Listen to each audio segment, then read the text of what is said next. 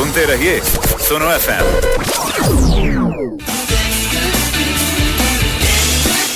सुनो FM radio network पर आप सुन रहे हैं प्रोग्राम सुनो का सुपरस्टार विद फैसल शहजाद।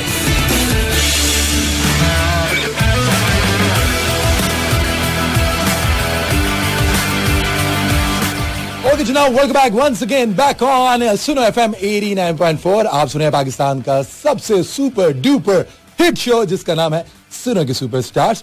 और जनाब आज हमारे शो में कौन मौजूद है?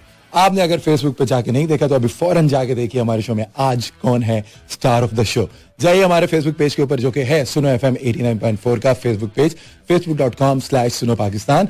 तो जनाब अब इंतजार की घड़ियां खत्म किए देते हैं। अब आपको हम बताते हैं कि हमारे आज के शो में स्टार ऑफ द शो कौन है। जनाब पाकिस्तान के लीडिंग कॉम्पेयर हैं वो, पाकिस्तान का एक बहुत बड़ा नाम है।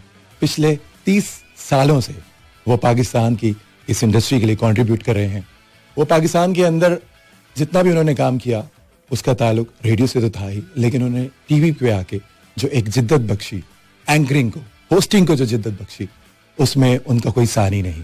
उसके अलावा आपको बताऊं वो क्या करते हैं। वो पिछले 30 बरस से वो एक जो काम कर रहे हैं उसमें उनका एक खासा ये भी है कि वो इंटरनेशनली और पाकिस्तान से बाहर भी वो ट्रेनिंग्स करवाते हैं और बहुत से मुख्तलिफ शोबों के अंदर वो नौजवानों को ट्रेनिंग देते हैं। और इसके अलावा उनका एक खासा ये भी है कि वो एक पाकिस्तान का एक लीडिंग इदारा है जिसका नाम है ब्लैक बॉक्स साउंड्स, वो उसको भी चलाते हैं और उसके CEO हैं।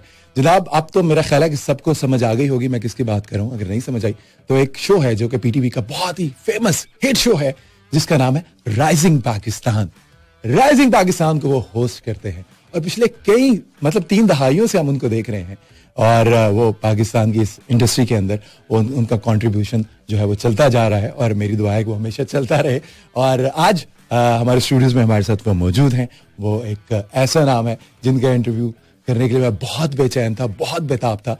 फाइनली आज उन्होंने हमें टाइम दिया है और मैं वेलकम करना चाहूंगा हमारे उस गेस्ट को, none other than one and only we have in the studio tonight तौसीक Haider. अस्सलाम वालेकुम सर।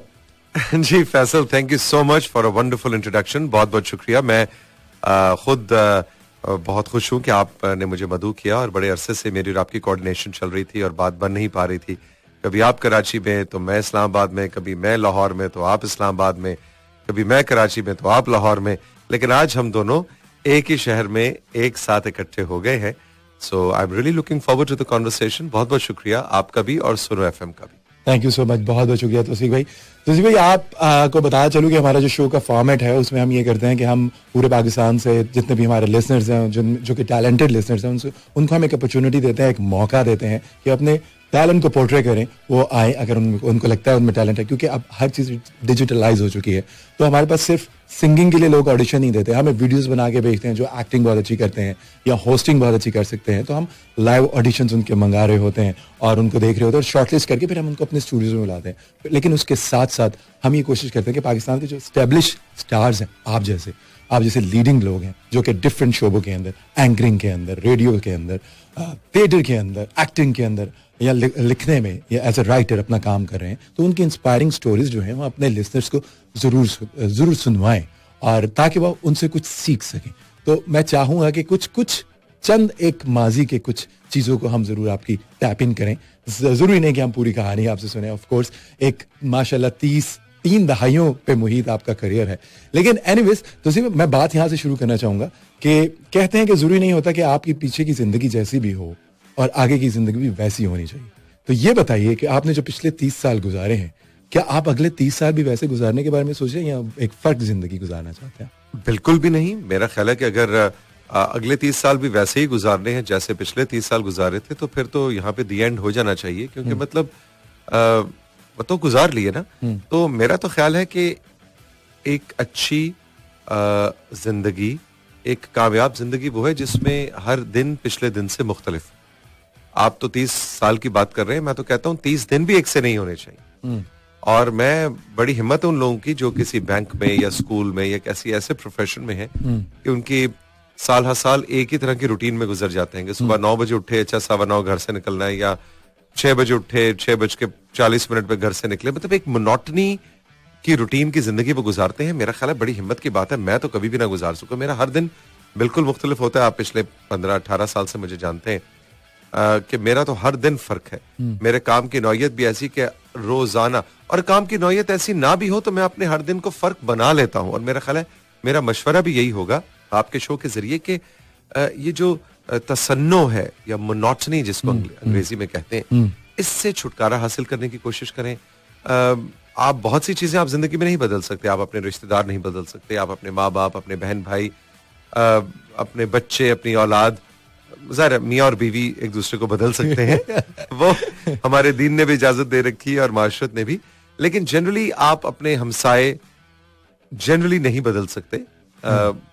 कुछ केसेस में आप बदल सकते हैं, अगर आप शिफ्ट करके कहीं चले जाएं, आपका हमसाया शिफ्ट, लेकिन ज्यादातर आपकी जिंदगी की चीजें आप जो नहीं बदल सकते वो तो कॉन्स्टेंट्स हैं। लेकिन जो जिंदगी की चीजें आप बदल सकते हैं उनको जरूर बदलिए। मसलन अगर आपको लाल लोबिया पसंद है तो क्यों बस हर 2 दिन बाद अपनी अम्मी को आपने फरमाइश करनी कि अम्मी लोबिया पकाएं। अरे माँ जो बना के दे रही है, यू नो, कद्दू की भाजी, तो जरा ट्राई तो करके देखें। तो आपने, मैंने नहीं जी, मैंने चुकंदर गोश्त कभी नहीं खाया। अरे भाई नहीं खाया तो खा के देखो, कुछ तो डिफरेंट करो अपनी जिंदगी के अंदर। सो ये जो मोनोटनी है, जो तसन्नो है, ये मेरा ख्याल है कि इंसान को डिप्रेस भी करता है और बहुत सी बीमारियों का बायस भी बनता है। इसलिए मैं तो पिछले 30 साल जैसे गुजरे बहुत अच्छे गुजरे, अल्हम्दुलिल्लाह, मुझे कोई भी गिला नहीं है रब की जात से। लेकिन आने वाले 30 साल या 20 साल या 15 जितने भी रह गए हैं, मैं जरूर चाहूंगा कि उसमें कुछ नया हो, कुछ मुनफरिद हो, कुछ फर्क हो, और यही जिंदगी का हुस्न और खूबसूरती है। क्या खूबसूरत बात की है तौसीक भाई आपने। और मुझे लगता है कि हम तमाम जितने भी नौजवान हैं इस वक्त जो कि अपना किसी ना किसी प्रोफेशन को शुरू करने वाले हैं, अगर वो अपने जहन में ये चीज रख लेना कि हमने मोनोटनी जो है वो ब्रेक करते रहना है, तो मेरा ख्याल है उनकी जिंदगी के अंदर स्ट्रेस ना होने के बराबर हो जाएगा, बहुत कम हो जाएगा। और जो कि आजकल हमारी यूथ के अंदर बहुत ज्यादा स्ट्रेस हमें देखने को मिलता है। आपके ख्याल में तौसीक भाई ये जो टेक्नोलॉजी है हमारी आजकल की, जिसने आके एक, मैं कहता हूँ, दुनिया बदल दी है, और वो एक ये जो नई दुनिया है टेक्नोलॉजी जिसमें हम सब फंसे हुए कह सकते हैं इसको, आई थिंक कह सकते हैं हम, जी बिल्कुल ट्रैप है, मैं फंसे हुए हैं, ये पाँव की बेड़ी है। हाँ, यही मैं सुनना चाह रहा हूँ कि how do you see that, ये जो एक आप, क्योंकि आपने वो दौर भी देखा है बहुत अच्छे से, उसमें भी आप काम कर रहे थे, आप एक प्रोफेशनल लाइफ से गुजर रहे थे जब टेक्नोलॉजी नहीं थी, और अब जब टेक्नोलॉजी आ गई है तो आप इन दोनों फेजेस को कैसे देखते हैं? देखिए, मैं उन लोगों में से नहीं हूं जो मैं कहूं कि जी ये स्मार्टफोन बहुत बुरी चीज है, फेसबुक इंस्टाग्राम बहुत बुरी चीज है, देखो टिकटॉक ने बर्बाद कर दिया, तबाह कर दिया हमारे माशरे को, हमारे नौजवानों को, हमारा वक्त तो बहुत अच्छा, अरे क्या दौर था भैया, आपको क्या मालूम। मैं उन लोगों में से नहीं हूँ। हाँ, मैं बहुत खुशकिस्मत अपने आप को समझता हूँ कि मैं 1970 में पैदा हुआ, तो मैंने अपनी जिंदगी के पहले 30 साल वो देखे जिसमें टेक्नोलॉजी उस तरह से नहीं थी। मैं ये नहीं कहूंगा कि बिजली इजाद नहीं हुई थी और टेलीफोन इजाद नहीं हुआ था, बिजली टेलीफोन के दौर का है को मैंने देखा हुआ है, लेकिन 1970 से सन 2000 तक मेरी जिंदगी का एक फेज था जो कि उसमें उस तरह से सोशल मीडिया टेक्नोलॉजी नहीं थी। मैंने उसका लुत्फ उठाया। मैंने वो TIP के फोन भी देखे हुए हैं जिसके अंदर आपको अपने हर दोस्त का, अपनी पहली मोहब्बत का, अपने रिश्तेदारों के टेलीफोन जुबानी याद करने पड़ते थे, और आप फोन उठा के टक टक टक टक टक, यू नो, मुझे इस वक्त अपना पहला टेलीफोन नंबर घर का और पहली मोहब्बत का याद है, टेलीफोन नंबर मुझे जुबानी याद है। एब्सोल्युटली। पहली कोई भी चीज आप नहीं भूलते, चाहे मोहब्बत हो या फोन नंबर या कुछ और भी। तो वो वक्त भी मैंने देखा है। हाँ। लेकिन उसके बाद टेक्नोलॉजी का जब दौर आया तो मैंने उसको रेजिस्ट नहीं किया। मैंने ये नहीं कहा कि अरे ये क्या टेक्नोलॉजी और ये क्या आ गया। मैं उस समंदर में उतरा। लेकिन आपके पास ऑप्शन भी नहीं थी। ऑप्शन भी नहीं थी। You are absolutely right. नहीं, मेरे कुछ ऐसे लोग भी हैं। अच्छा। कुछ ऐसे लोगों को मैं जानता हूं उन्होंने आज तक मोबाइल फोन नहीं लिया। Can you imagine? सीरियसली? जी हाँ, बिल्कुल। अरे टेक्नोलॉजी की दूर की बात, मोबाइल फोन नहीं है उनके पास। वो इसी पाकिस्तान में जिंदा रहते हैं। उनकी उम्र भी मेरी तरह 50-55 के गेड़े में है। यानी उन्होंने भी पिछले 15-20 साल उन्होंने आज तक मोबाइल फोन नहीं खरीदा, फैसल। और वो कहते हैं कि मोबाइल फोन से बेहतर है कि मैं किताब के साथ जिंदगी गुजारूं। क्या बात। वो आधा घंटा मैं किसी किताब को पढ़ लूं, मैं इबादत कर लूं, मैं तहज्जुद पढ़, जो भी उस हर एक का अपना इंटरेस्ट। मोबाइल फोन नहीं लिया। This is very interesting. भाई ऐसे लोगों ने रेजिस्ट किया, लेकिन मुझे लग रहा है आपने ब्रेक लेना है। हाँ, मैं यहीं से गुफ्तगू दोबारा से शुरू करूंगा आपके साथ। ख़वातीन हज़रात, हमारे साथ आज स्टूडियो में मौजूद हैं तौसीक हैदर, जो कि ऑफ कोर्स एक मजेदार किस्म की नशिस्त जारी है, बहुत ही मजेदार बातें जारी हैं। आप हमारे साथ जुड़े रहिए, हमारा शो सुनते रहिए। हमने लेना है एक म्यूजिक ब्रेक, उसके बाद लौट के आएंगे। हमारे साथ रहिएगा। Let's take a break, will be right back after the break.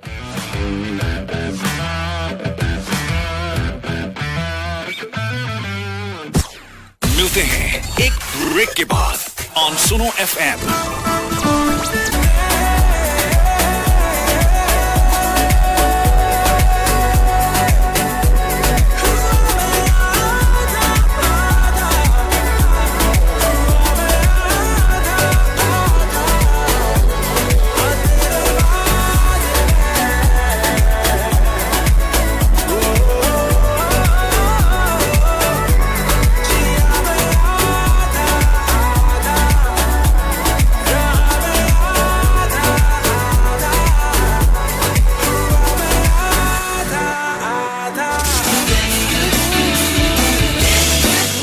सुनो एफएम रेडियो नेटवर्क पर आप सुन रहे हैं प्रोग्राम सुनो का सुपरस्टार विद फैसल शहजाद।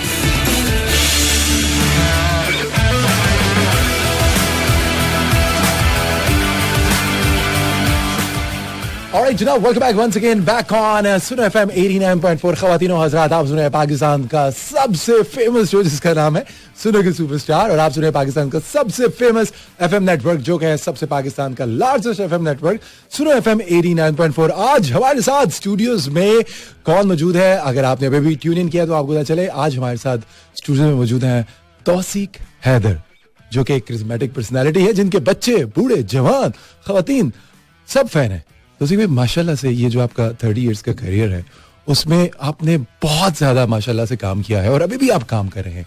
ये बताइए कि आपने जिन लोगों के साथ काम किया है, वो बहुत आपकी एनर्जी की बहुत तारीफ करते हैं, और आप अपने काम को लेके इतना उसमें इन्वेस्टेड होते हैं कि आपको कुछ और दिखाई नहीं दे रहा होता।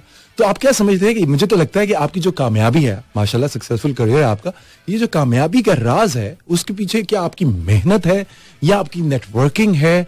What do you think? क्या मतलब जो आज के दौर के लोग सुन रहे हैं आपको, जो सक्सेसफुल होना चाहते हैं, उनको आप क्या कहना चाहेंगे कि शायद आपकी जिंदगी का पैटर्न ये था जिसकी वजह से आप कामयाब हुए? वो पैटर्न क्या है? देखिए फैसल, मेरे ख्याल में मेहनत और नेटवर्किंग, आपने दो अल्फाज इस्तेमाल किए। मेरे ख्याल में मेहनत तो जाहिर है, आप मतलब एक शीशा, आपको मैं कहूँ ये सामने शीशा लगा है, इसको साफ कीजिए। अगर आप वो मेहनत से साफ करेंगे तो वो ज्यादा अच्छा साफ होगा। अगर काम चोरी से साफ करेंगे तो ज्यादा अच्छा साफ नहीं होगा। ये तो सीधी सीधी बात है। मेरे ख्याल में जो चीज सबसे ज्यादा अहम है एक कामयाब जिंदगी के लिए, वो है ऑनेस्टी, दयानतदारी। इसके अंदर, इस छतरी के नीचे, इस अम्ब्रेला के नीचे तमाम चीजें आ जाती। अगर आप अपने साथ ऑनेस्ट हैं, तो आपको अगर मतलब 11:20 पे कहीं पहुंचना है तो आप 11:20 पे पहुंचेंगे। सही। अगर आप अपने साथ ऑनेस्ट हैं, तो आप जिस मेहमान का आपने इंटरव्यू करना है एक शाम पहले, उसके बारे में रिसर्च करेंगे जी। अगर आप ऑनेस्ट हैं, तो आप अपने सामे को, अपने नाजिर को, इसको व्यूअर और लिसनर कहते हैं अंग्रेजी जबान में, उसके साथ अपनी रेटिंग के लिए और सेंसेशन क्रिएट करने के लिए कोई उल्टी पुल्टी बात नहीं करेंगे।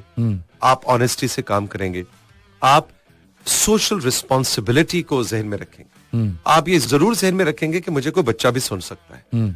मेरा शो इस वक्त बच्चा भी सुन रहा होगा। जरूर। ये तमाम चीजें ऑनेस्टी की कैटेगरी के अंदर। आप अपने साथ ऑनेस्ट हैं, तो अगर आपको 2 घंटे का शो कहा गया, तो आप खुद भी वक्त पे पहुंचेंगे, और आप उस शो के साथ ऑनेस्ट होके उसके अंदर बेहतरीन परफॉर्मेंस देंगे। आप ये नहीं सोचेंगे अच्छा यार कुछ नहीं होता। हर एक ने देखना सुनना ही है ना, थर्सडे और फ्राइडे को रात को 8 से 10 बजे का शो, तो सुन लेंगे।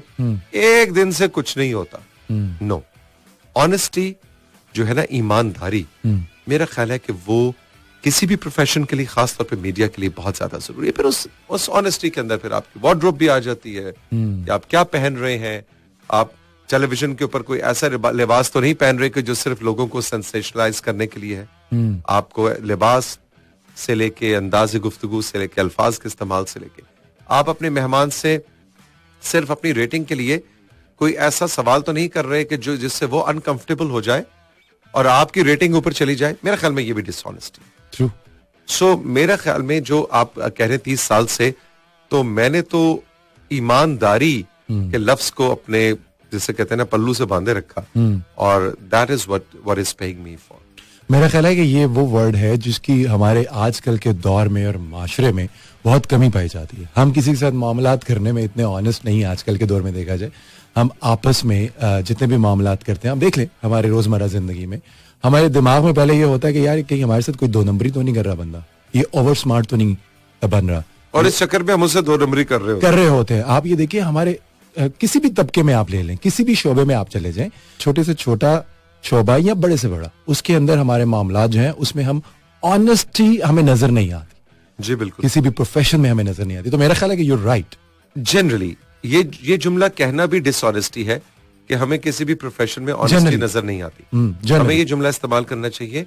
हमें ज्यादातर आजकल जी, क्योंकि ऑनेस्ट लोग भी हैं. बिल्कुल. हम ये नहीं कह सकते कि सिर्फ मीडिया में है. डॉक्टर्स भी बहुत से ऑनेस्ट हैं. हो सकता है कोई वही शीशा साफ करने वाला. आपके स्टूडियो के अंदर इतना खूबसूरत स्टूडियो, और इसका शीशा इतना, मैं इसलिए कह रहा हूँ कि मेरे सामने एक शीशा है और वो इतना साफ है. और मेरा ही बहुत बड़ा प्रॉब्लम है कि चीजें साफ हों, और मतलब ओसीडी है मुझे शदीद किस्म का. सफाई और कोई पेंटिंग लगी है या कोई तस्वीर लगी है वो टेढ़ी है तो मुझे कुछ उलझन होने लग जाएगी. मेरे साथ भी ये प्रॉब्लम है. तो इसलिए मुझे वो साफ शीशा जो है वो बहुत अच्छा लग रहा है. तो इसका मतलब है किसी ने तो इसको साफ किया है. देखो फैसल, अगर 7 दिन ये शीशा साफ ना होता, मैं 3 दिन भी कहूंगा ना होता, तो इस पे बाहर की जानिब से एक गर्द की एक तह जम जाती. ऐसे ही होता है ना. बिल्कुल ऐसे ही. तो आपके स्टूडियो में किसी एक शख्स को हायर किया गया है जिसकी जेडी, जॉब डिस्क्रिप्शन जिसे कहते हैं, उसको कहा गया है तुमने ये करना है, ये करना है, ये करना है, ये करना है, ये करना है, और तुम्हें महीने के बाद इतनी तनख्वाह मिल जाएगी. उस ये के अंदर ये शीशा साफ करना भी होगा कहीं ना कहीं. इसका मतलब है वो शख्स ईमानदारी से अपना काम कर रहा है. और मेरा ख्याल है कि वो शख्स काबिल सताइश है. चाहे वो शीशा साफ करने वाला है, चाहे वो तौसीक हैदर है, चाहे वो सदर पाकिस्तान है, या वो यूनाइटेड नेशंस का सेक्रेटरी जनरल है. वो किसी भी लेवल का शख्स है, अगर वो ईमानदारी से अपना काम कर रहा है, मेरा उसको सलाम. ख़वातीन और हज़रात, आप सुने सुनो के सुपरस्टार्स. मेरा नाम फैसल शहजाद. सुनो एफएम रेडियो नेटवर्क पर आप सुन रहे हैं प्रोग्राम सुनो का सुपरस्टार विद फैसल शहजाद.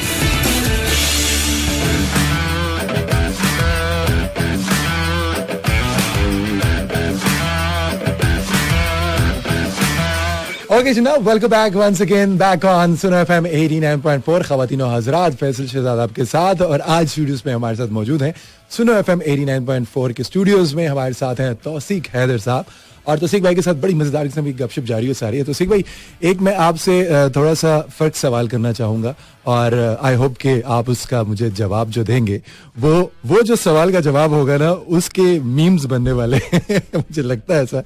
तो ये बताइए कि देखिए, मुझे हर इंसान की जिंदगी में एक मोहब्बत एक ऐसी चीज होती है जो हर इंसान को होती है, और ऑफ कोर्स आपको भी हुई होगी मोहब्बत, या हर इंसान की जिंदगी का हिस्सा है, मुझे भी हुई.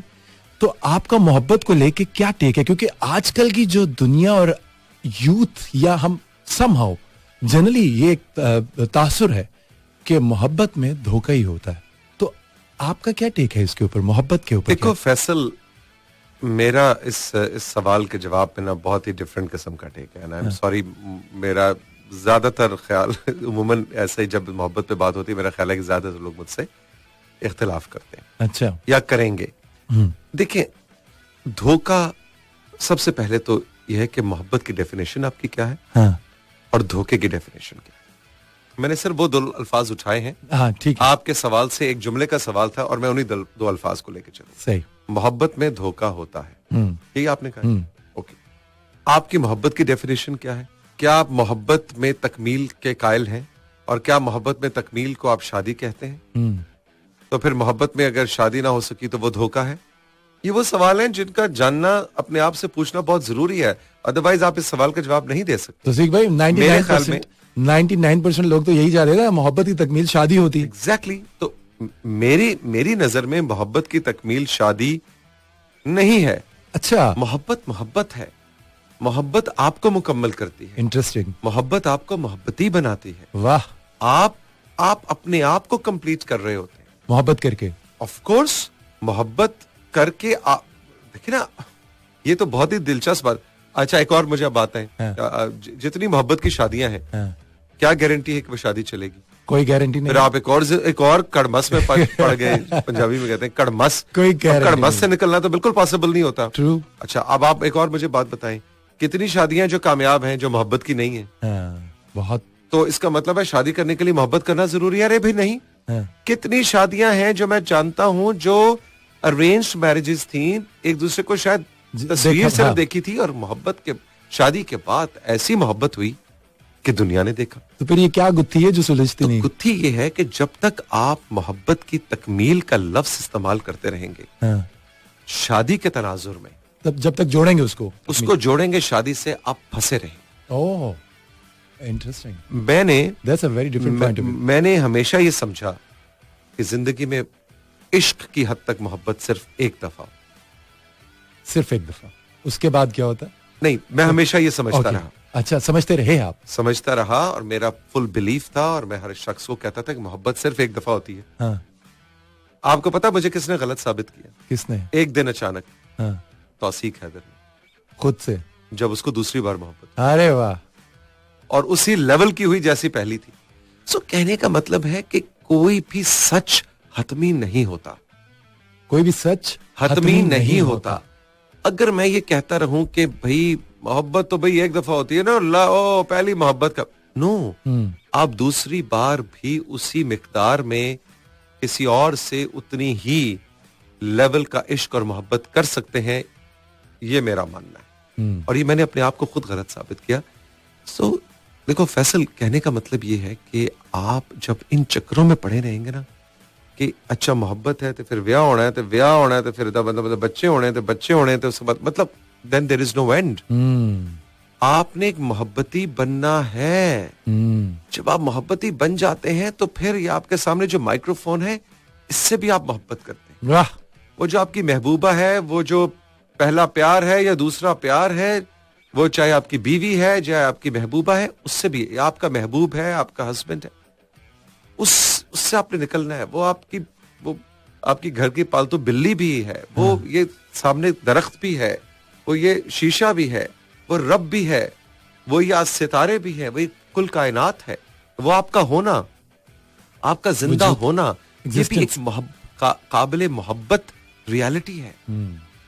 उसके लिए जरूरी है कि आप एक मोहब्बती बने। सो मोहब्बत के मानों को समझना। अच्छा, मैं ये भी नहीं कहूंगा समझें, उसी समझ से समझें जो मैंने समझा है। जो मैं इस वक्त बात कर रहा हूं ये भी रियलिटी नहीं, मैं भी गलत हो सकता हूं। आप अपना सच खुद ढूंढें, खुद एक्सप्लोर करें, आप अपनी रियलिटी खुद ढूंढें। कोई एक शख्स जो बोल नहीं सकता, अब मैंने तो इस वक्त सारी बात कर दी, आप सोचिए एक शख्स है जो बोल नहीं सकता, आप सोचिए उसकी क्या रियलिटी, क्या वो नामुकम्मल इंसान है? क्या उसकी मोहब्बत नामुकम्मल है? नहीं। वो जो शख्स बोल नहीं सकता, शायद आपसे ज्यादा वो मुकम्मल इंसान हो। सो बात अपनी तकमील की है, बात अपने पूरे पोटेंशियल को जानने की है, उसको डिस्कवर करने की है। वरना फिर तो आप अगर स्टैंडर्ड्स बना देंगे ना जी कि आइडियल मोहब्बत जो है वो किसकी है जी, वो फलाने बंदे की है, क्या बहुत बड़ा नाम ले जिसकी, बहुत बड़ा सुपरस्टार जिसकी आज तक शादी, क्या अभी तुम्हारी फेवरेट कैटरीना कैफ? नहीं, मैं इन लोगों की, मेरे फेवरेट नहीं है। क्यों? मैं आप बात करें तो मोहम्मद अली साहब की बात करें, ज़ेबा की बात करें। तुम डिफेंसिव क्यों हो गए? डिफेंसिव इसलिए हो गया कि मैं पाकिस्तानी कंटेंट को प्रमोट करता हूं, मैं पाकिस्तानी स्टार्स को प्रमोट करता हूं। तो ज़ेबा की बात करें, मोहम्मद अली। अच्छा, आ जाए ज़ेबा मोहम्मद अली पे। उसके अलावा आप शबनम और गुलशन, वो रॉबिन घोष की बात कर लें मेरे साथ, और अभी की बात, अभी की शादी की बात, ज़ेबा मोहम्मद अली की बात करें। अब ज़ेबा बेगम और अली साहब जो, अब उनकी मोहब्बत की लोग मिसालें देते हैं। तो आप मुझे बतलाइए कि क्या ये जिंदगी की तकमील है? नहीं, शायद नहीं। मुझे लगता है अब नहीं। आपसे बात करने के बाद क्या हो सकता है एक बहुत बड़े दो सुपरस्टार्स हों जिनकी डिवोर्स हो गई हो शादी के 3-4 साल के बाद? ऐसी भी मिसालें पाकिस्तान बहुत सारी हैं, ठीक है, बेतहाशा।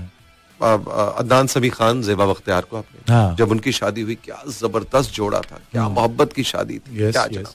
लेकिन ब्रेकअप हो गया। हम्म।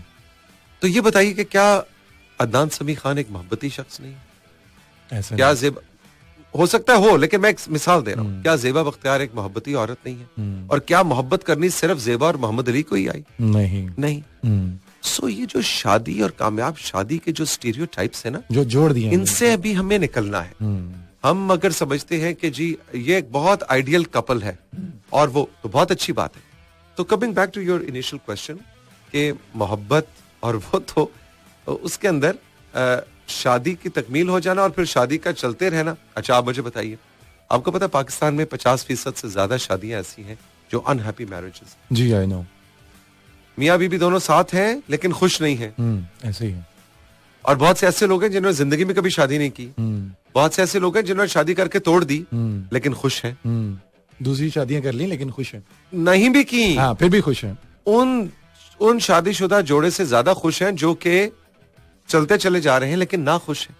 तो कोई सेट फार्मूला नहीं कोई है। सेट फार्मूला नहीं है। मोहब्बत के लफ्ज को भी, इसके डेफिनेशन को भी, इसके मतलब को भी समझने के लिए 7 बिलियन से ज्यादा डेफिनेशंस हैं मोहब्बत की। आपको पता है? वाह वाह वाह वाह, क्या तौसीक भाई आपने बात की है।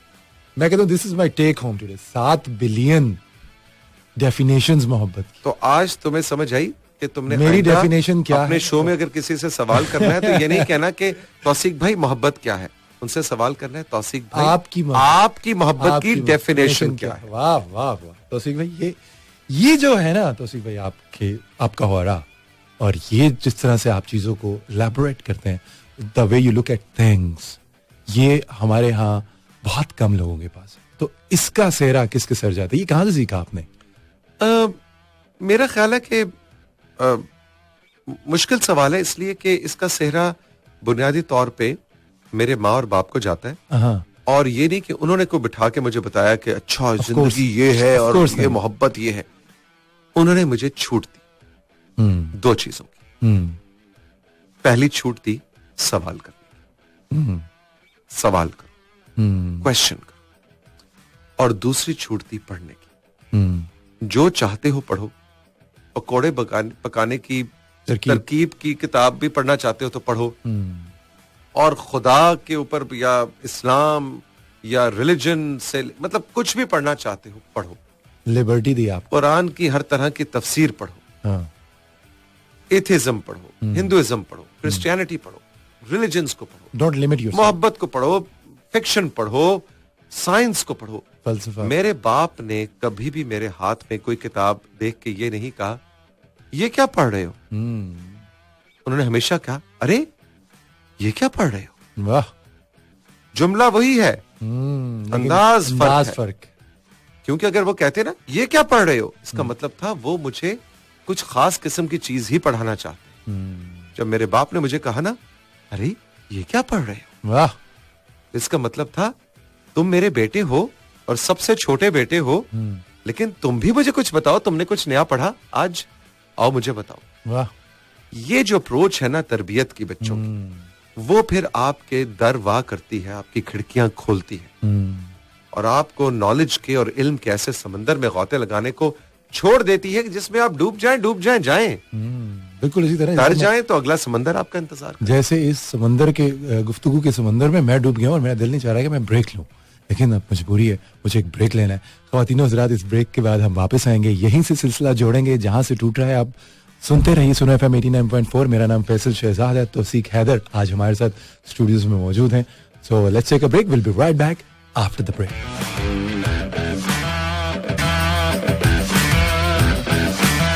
और जनाब, welcome back once again back on Suno FM 89.4। ख़वातीनो हज़रात, मेरा नाम फैसल शहजाद है। आप सुने सुनो FM 89.4, पाकिस्तान का सबसे लार्जेस्ट FM नेटवर्क। और आज हमारे साथ स्टूडियोज में मौजूद हैं none other than one and only तौसीक Haider साहब। और तौसीक भाई, आपसे मजेदार गुफ्तगू जारी है। तौसीक भाई, ये बताइए, हमारी जो यूथ है वो हमारे इस शो को बहुत ज्यादा सुनती है, और मुझे ये लगता है कि यूथ के जितने मसाइल हैं ना, उनको केटर करना या उनको एड्रेस करना बहुत जरूरी होता है। आप कोई भी शो कर रहे हो, म्यूजिक का शो कर रहे हो, किसी से गुफ्तगू चल रही हो आपकी, ऑफ कोर्स टेक होम तो आपकी बहुत सारी चीजें होती है, लेकिन खास तौर पे मैं एक चीज पूछना चाहूंगा, हमारी जो यूथ है, जो कि मुझे जनरली देखा है मैंने, और जब मैं जितना इंटरेक्ट करता हूँ, उनमें अनसर्टेनिटी बहुत पाई जाती है, बहुत ज्यादा, हर चीज को लेके। उसकी क्या वजह लगती है आपको? देखो फैसल, मैं आपको बताऊं, ये हर दौर की रियलिटी है। अच्छा। जब हम आपकी उम्र में थे, हाँ। बल्कि आपसे भी पिछली उम्र में थे, हाँ। हमारे साथ भी अनसर्टेनिटीज थी। अच्छा। मुझे याद है कि मैंने बीए कर लिया तो तब तक नहीं मालूम था कि जरिया माश क्या होगा। हाँ, हाँ। ये तो शुगल में एफएम करते थे उस वक्त, तो नहीं मालूम था कि इसी में रब ने रिस्क छुपा रखा है। लेकिन वो अनसर्टेनिटी हर जनरेशन के अंदर होती है। ओके। अब वो अनसर्टेनिटी जाहिर इतनी ज्यादा होने लग गई है क्योंकि अब वो सोशल मीडिया की वजह से आपको उस अनसर्टेनिटी तक रसाई है ना, कि फैसल की क्या अनसर्टेनिटी है, बशीर की क्या है, फहद की क्या है, रुबीना की क्या है, सुरैया की क्या है, वो सब अपनी अनसर्टेनिटीज को इंस्टाग्राम पे डाल रहे हैं। हाँ। और फेसबुक पे डाल रहे हैं। ट्रू। तो वो अनसर्टेनिटीज जब आया होने लग गई हैं, इसलिए लगता है कि ओफो, हमारी यूथ तो बहुत अनसर्टेन है। ये जिंदगी का दौर होता है, इसमें हर वो फेज है, उसमें हर कोई 17 से लेके 25 साल तक अनसर्टन रहता है। और मैं आपको बहुत दिलचस्प बात बताऊं, ये बहुत जरूरी भी, अगर आप सर्टन हो जाएं, अरे वाह, तो क्या बात, 19 साल 6 महीने की उम्र में कि आप क्या हैं हाँ। और आपने क्या करना है, हाँ। और कामयाबी क्या है, और ये मेरा रास्ता है, अरे इस कदर बोर जिंदगी गुजरेगी। बिल्कुल सही कहा आपने। ये अनसर्टेनिटी ही दुनिया जिंदगी की दिलचस्पी भी है और इसका हुस्न भी, जिसको कहते हैं knowing the unknown. And unknown को जानने की कोशिश करना और अननोन में कूदना। हाँ। इतना लोग डरते हैं अननोन, यस, इतना अननोन से डरते हैं लोग, रिस्क नहीं लेना, रिस्क नहीं लेना। देखो, पहले से देखो, तुम्हारा ना जो भी तुम कर रहे हो, लेकिन पीछे बैकअप प्लान जरूर रखना। मेरे एक दोस्त हैं, बरतानिया में रहते हैं, मुख्तसर बात करूंगा, हाँ। कोई तकरीबन 7-8 साल से हाँ। उन्होंने इतना पैसा बचा रखा है, बचा रखा, अपनी तमाम जिंदगी की और फैमिली की जरूरियात, मुस्तकबिल की जरूरियात के बाद भी इतना बचा रखा है कि वो किसी भी वक्त बहुत अच्छा कारोबार शुरू कर सकते हैं। और आपको पता है उनका जिंदगी का ड्रीम क्या है? क्या? कारोबार करना। लेकिन वो 6 साल से कारोबार नहीं कर पा रहे, इसलिए कि वो अनजाने में कूदने से इतने खाइफ हैं। और मैंने उनको बताया है कि अनजाने में कूदना ही सबसे ज्यादा आपकी तारीकी में रोशनी लाता है। वाह। आपको विजन देता है, आपको बता देता है कि ये करो, ये ना करो। जब तक आप छलांग नहीं लगाएंगे इस अनजाने के समंदर में, आपको तैरना कैसे आएगा? वो 6 साल से वो जरा पैसा ना रखे हुए उन्होंने ना यूज कर रहे हैं, लगे रहते हैं, मुख्तलिफ फॉलो कर रहे होते हैं, क्या है जी, पेजेस को, बिजनेस के पेजेस को, ऑनलाइन। गवर्नमेंट ने अब क्या कर दिया है, अब यहाँ इसमें इन्वेस्ट करूँ तो इसमें इतने % प्रॉफिट है, इतने छलांग नहीं लगा रहे। तो ये जो अनसर्टेनिटी की आपने बात की थी, वो अनसर्टेनिटी बहुत खूबसूरत है, वो बहुत जरूरी है, क्योंकि जब तक आप अनसर्टेन नहीं होंगे, आपको नहीं मालूम पड़ेगा कि 5 मेरे पास रास्ते हैं जिनमें मैं जा सकता हूँ। जब इंसान सर्टेन हो जाता है, उसको सिर्फ एक रास्ता नजर आ रहा हो। इसका मतलब ये भी नहीं है कि आप एक रास्ते पे ना चलें, कहने का मतलब है, लेकिन आप वो बाकी 4 ऑप्शंस को आप क्यों छोड़ें? यू नेवर नो कि उनमें से कोई एक ऑप्शन इससे बेहतर हो जो कि आप ऑप्ट कर रहे हैं। एब्सोल्युटली। ट्रू। ख़वातीन और हज़रात, तौसीक भाई के साथ हमारी गुफ्तगू जारी है। तौसीक भाई, आप अभी भी जारी है, खत्म कब होगी? खत्म होगी। अच्छा। मेरा दिल नहीं चाह रहा खत्म करने का, लेकिन ये निश्चित आज पहला पार्ट 1 है, ठीक है? ये मत समझिएगा हम आपको आसानी से जाने देंगे। नहीं, बात पार्ट 1 की हुई थी। ये ख़वातीन और हज़रात पार्ट 1 है, इसके बाद इसका सीक्वल भी आएगा। ये फ्रेंचाइज चलेगी इंशाल्लाह, बिल्कुल ऐसे जैसे फास्ट एंड फ्यूरियस की फ्रेंचाइज चल रही है 20 सालों से।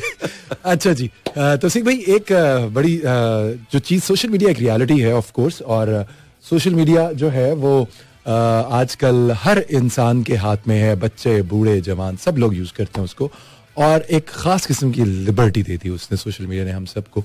आपका फेसबुक पेज आपका इंस्टाग्राम पेज मैंने देखा है, मैं उसको बहुत क्लोजली फॉलो करता हूँ और बहुत सारे हमारे सुनने वाले भी देखते होंगे। तो ये बताइए कि आपको जो लोग कमेंट्स करते हैं उसमें बहुत सारे कमेंट्स बहुत अच्छे भी होते हैं और बहुत नेगेटिव भी होते हैं।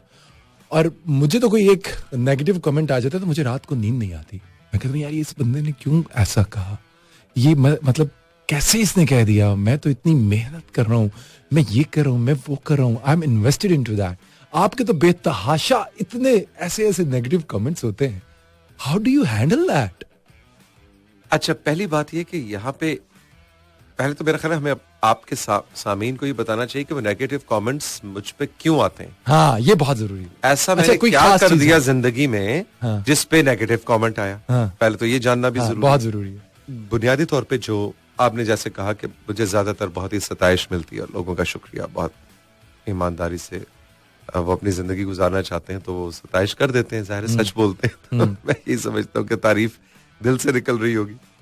लेकिन जो लोग मुझे बुरा भला कहते हैं सोशल मीडिया पे, वो बुनियादी तौर पे एक ही चीज पे मैंने देखा है कि जनरली वो क्या है? वो ये कि मुझे कुत्तों से हाँ। और बिल्लियों से बहुत प्यार है।